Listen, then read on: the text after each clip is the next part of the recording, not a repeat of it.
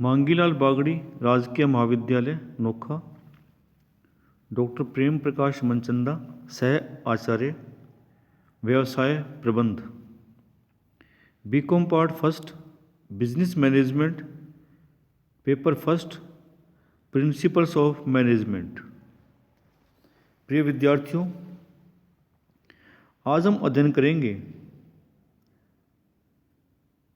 What do you mean by authority and power, प्राधिकार और सत्ता से आशय और दोनों में अंतर, difference between authority and power. सबसे पहले है प्राधिकार, अथॉरिटी का अर्थ। प्राधिकार एवं दायित्व दोनों ही किसी भी संगठन की सफलता एवं कुशलता के लिए परम आवश्यक है। प्राधिकार अथॉरिटी वह साधन है जिसके द्वारा एक अधिकारी अपने अधीनस्थों से कार्य करवा सकता है। उचित प्राधिकारों से ही कोई अधिकारी अपने दायित्वों को भली प्रकार पूरा कर सकता है। संक्षेप में हम कह सकते हैं कि प्राधिकार सभी प्रबंधकीय कार्यों की कुंजी है। प्रबंध के जितने भी कार्य हैं उन समस्त कार्यों की सफलता के लिए यह आवश्यक है। हेनरी फ्योल के शब्दों में प्राधिकार आदेश देने का अधिकार तथा उसे पालन करवाने की शक्ति है।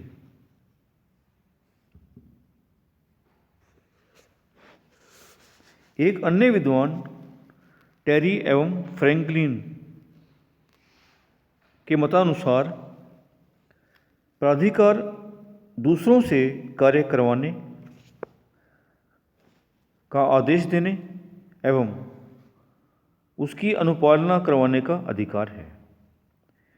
इस प्रकार संक्षेप में हम कह सकते हैं कि प्राधिकार किसी अधिकारी या प्राधिकारी का अधिकार है जिससे वह अपने अधीनस्थों, अपने सबॉर्डिनेट को कार्य करवाने का आदेश दे सकता है तथा उस आदेश की अनुपालना करवा सकता है।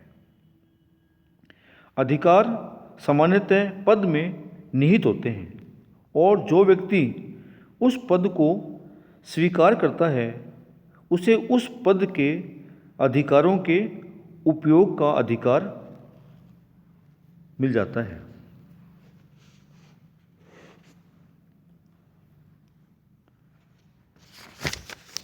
अब है सत्ता या शक्ति, पावर से आशय। कई बार अथॉरिटी और पावर, प्राधिकार और सत्ता दोनों ही शब्दों को एक समान समझा एवं एक दूसरे के स्थान पर उपयोग किया जाता है, किंतु इन दोनों शब्दों में पर्याप्त अंतर है। वस्तुतः सत्ता शब्द प्राधिकार से अधिक व्यापक है। सत्ता किसी व्यक्ति की वह योग्यता या क्षमता है जिससे वह दूसरों को प्रभावित कर सकता है और उनके व्यवहार को अपने अनुकूल बना सकता है। एक विद्वान प्रोफेसर कुंज के अनुसार सत्ता व्यक्तियों अथवा समूह की वह क्षमता या योग्यता है जिससे दूसरे व्यक्तियों या समूहों की धारणा, विचारों या उनकी क्रियाओं को प्रोत्साहित या प्रभावित किया जाता है। इसमें क्या होता है, सत्ता में क्या होता है, उस व्यक्ति की वह क्षमता योग्यता होती है जिससे क्या होता है, वह दूसरे व्यक्तियों की क्रियाओं को प्रोत्साहित व प्रभावित कर सकता है। एक अन्य विद्वान ग्रे एवं स्मेल्टजर के अनुसार सत्ता दूसरों को प्रभावित करने की क्षमता है। Power is the ability to exert influence over others. इस प्रकार संक्षेप में हम कह सकते हैं कि सत्ता किसी व्यक्ति की वह योग्यता या क्षमता है जिससे वह दूसरे व्यक्तियों या व्यक्तियों के समूह के विचारों एवं व्यवहार को प्रभावित कर सकता है। तो ये हुआ प्राधिकार और सत्ता का अर्थ। अब है प्राधिकार और सत्ता में अंतर, difference between authority and power. सबसे पहले है मीनिंग। प्राधिकार किसी अधिकारी का आदेश देने एवं उसकी अनुपालना करवाने का अधिकार है, जबकि सत्ता किसी व्यक्ति की वह क्षमता है, योग्यता है जिससे वह दूसरों को प्रभावित कर सकता है।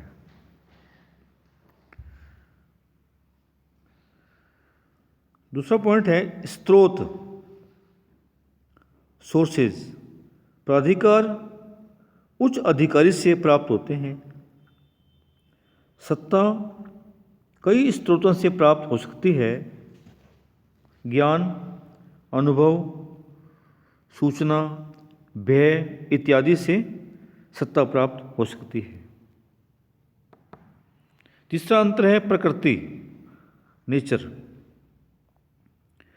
प्राधिकार अव्यक्तिगत है।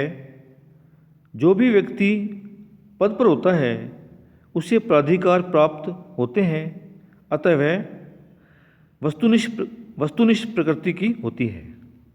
जबकि सत्ता व्यक्तिगत है, अतः भिन्न भिन्न व्यक्तियों की सत्ता में अंतर होता है, इसलिए यह व्यक्तिपरक प्रकृति की होती है।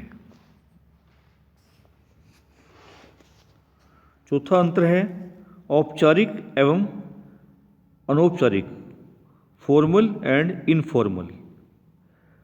प्राधिकार सदैव औपचारिक पद से प्राप्त होते हैं, अतः ये औपचारिक होते हैं, अनौपचारिक कभी नहीं होते। सत्ता औपचारिक एवं अनौपचारिक दोनों ही प्रकार की हो सकती है। नेक्स्ट अंतर है व्यापकता। प्राधिकार सभी स्तर के कर्मचारियों को प्राप्त नहीं होते हैं, जबकि सत्ता सभी स्तर के कर्मचारियों को प्राप्त हो सकते हैं। जैसे कर्मचारी नेता में प्रभाव डालने की भारी क्षमता हो सकती है। इसके बाद है प्रवाह, फ्लो। प्राधिकार का प्रवाह उच्च अधिकारी से अधीनस्थ कर्मचारियों की ओर होता है। यह प्रवाह उल्टा नहीं हो सकता है, मतलब ऊपर से नीचे की ओर आएगा ये। जबकि सत्ता का प्रवाह उच्च अधिकारी से अधीनस्थों की ओर एवं अधीनस्थों से उच्च अधिकारी की ओर हो सकता है। यही कारण है कि अधीनस्थ भी अपने अधिकारियों को प्रभावित कर सकते हैं। इसके बाद अंतर है प्रत्यायोजन, डेलीगेशन। प्राधिकार का प्रत्यायोजन किया जा सकता है, जबकि सत्ता का प्रत्यायोजन सदैव संभव नहीं होता है। जैसे ज्ञान सत्ता का प्रत्यायोजन संभव ही नहीं है, ज्ञान तो सीखना ही पड़ता है। इसके बाद अंतर है मान्यता, प्रत्येक अधीनस्थ को अपने अधिकारी के प्राधिकार को मानना ही पड़ता है।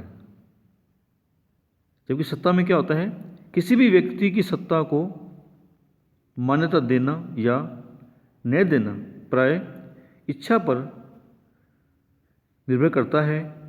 कोई भी व्यक्ति किसी दूसरे की सत्ता को अस्वीकार भी कर सकता है।